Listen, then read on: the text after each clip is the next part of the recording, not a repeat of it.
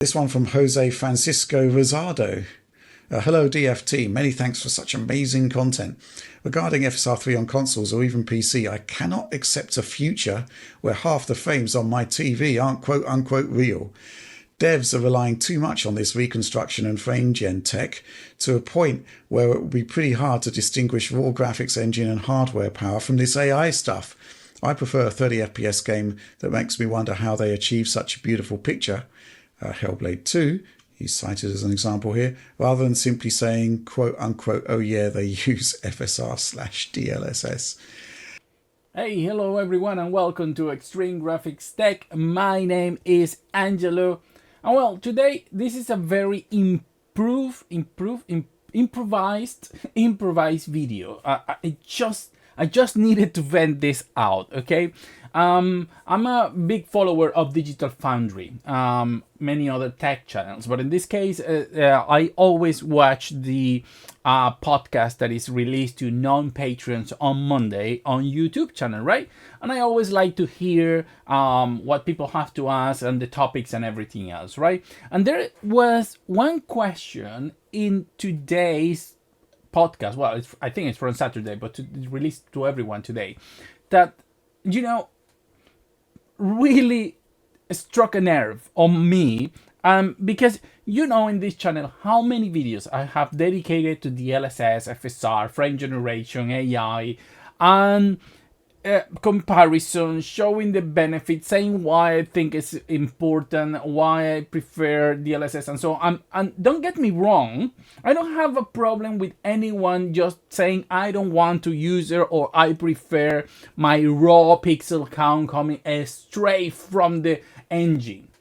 But this question in particular puts out something that I don't understand, and I would like you to help me understand this line of thought, okay?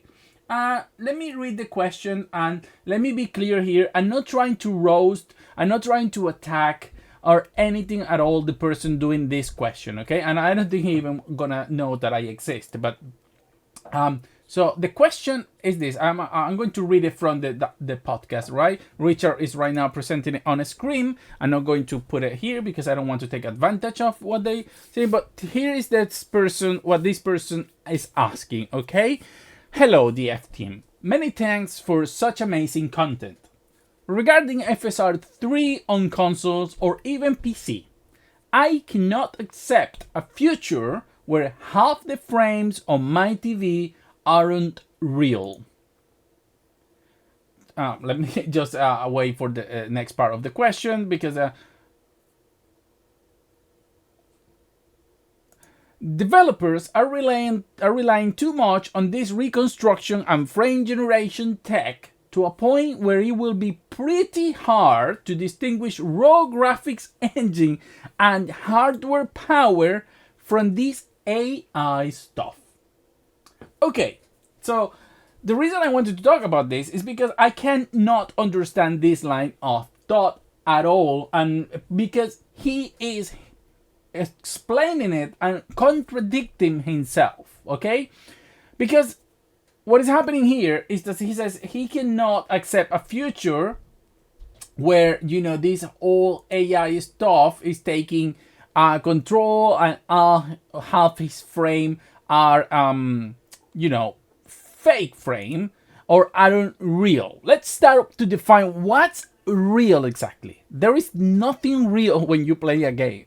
The pixels put on the screen are just the result of mathematical calculations done by a graphic engine that presents the graphic in a way that the developer of that game wants you to look at them, okay? There is nothing real about that image in the sense that the colors are decided by an artist. The lighting uses a lot of hacks and things to make you believe like they are there. You have baked shadows, you have baked lights. It means that it's pre-calculated and then, put in there and makes you think that something is producing shadow, but that is not a real shadow. It's just a product of painting that area darker, for example. The movement and everything that is produced there is completely fake. Most distant things are not like 3D, maybe lots of them are 2D. there is no real physics because it doesn't exist like real physics. It's just pre-calculated stuff or limited physics in how things, interact, because when you're walking, there are things that will not move. When you touch them, you cannot push things, because all of that works in the logic of the game. For example, why do I need to put all this physics and all this stuff here if it has no meaning in the game and it's going to use a lot of CPU power? So essentially what you're showing is just what another person has thought how things can look, but he can put a yellow sun and then here this is blue for whatever reason, because he wants it to be blue, he wants the color of that area to be blue because he wants to. So what is real when we're talking to frames? So I will imagine, and this is a lot of people talk about this, that when they say real, they mean produce straight from the engine that the developer created and calculated by the GPU to be put on my monitor. I don't want to have anything in between. However, why is what the GPU produces what you consider real? Because the thing is, if before GPUs, right, and calculations and so on, we had like 2D, VGA, CGA, EGA graphic system. And they were producing completely different results because of the limitations that they had. For example, as CGA, we produce only 4 colors, and we had this very like pink and bluish cyan color with black and white producing images. But if you have an EGA, then you had 16 colors. And then if you had VGA, you could go up to 256 or even 16 millions, depending on the resolution you were using. But most games were limited to 256 colors. So what is exactly real there? What's the product, the end product? Is as real, is the CGA as real as the VGA because it's produced by the graphic card in that case? It was, so it's putting out there. But then what confuses me is to the point that this person seems to be very worried that AI is the one that is going to end up producing the graphics. And I wonder, who cares what hardware, pieces of software, or what is the thing creating the graphics that are put on your screen? I mean, if he says here that it will be pretty hard to distinguish raw graphics engine and hardware power from this AI stuff, why is it important if this is created by raw graphic engine or by AI stuff? So let's say in a couple of years, somebody creates a little AI card that costs $100, but it is capable of accelerating AI-related inputs by 100 times. All right, and then they produce a game with the graphics, or I don't know, Horizon Forbidden West, but instead of being produced by the graphic engine or a GPU, is produced by this little $100 card. But this is all AI. As long as what you're seeing on a screen is completely flawless, right? And as he says, indistinguishable from the graphic raw power of the GPU and the engine, why does it matter? I don't understand it. This is the part that worries me. It's like this needs to be produced by the GPU with the engine. I understand that AI, okay, is not perfect and it produces problems, and even frame generation is not that great sometimes when you compare. But if what is produced by this AI generation revolution or whatever is exactly the same that it would have been produced by the engine on a GPU, why does it matter who is producing it or who is presenting that frame to you on the screen? And it baffles me when I'm talking about DLSS and frame generation and these sort of things, because people complain that but this is not real. But why is not real? What is making it bad? I can understand the complaints about input lag. I can understand the complaints about, it doesn't look consistent between one frame and another. But sometimes I see these complaints even we're talking about DLSS images. People that say, no, native looks better, when it's not always the case, and in most cases, it's not even true. You can put a person a 4K image and then a DLSS quality image next to it, and I bet 90% of people won't know which one is the real one, and many will even think that the DLSS one looks better. But the fact that they have the knowledge that that image is not a real 4K seems to produce some sort of kick in the head that this is not good. Look, I understand that you can complain to the fact that developers may be using upscaling, okay, as a way to not optimize the game. That's another complete discussion. Okay, yeah, instead of optimizing the game, they rely on this reconstruction technique to get some more performance without having to really do anything to the game.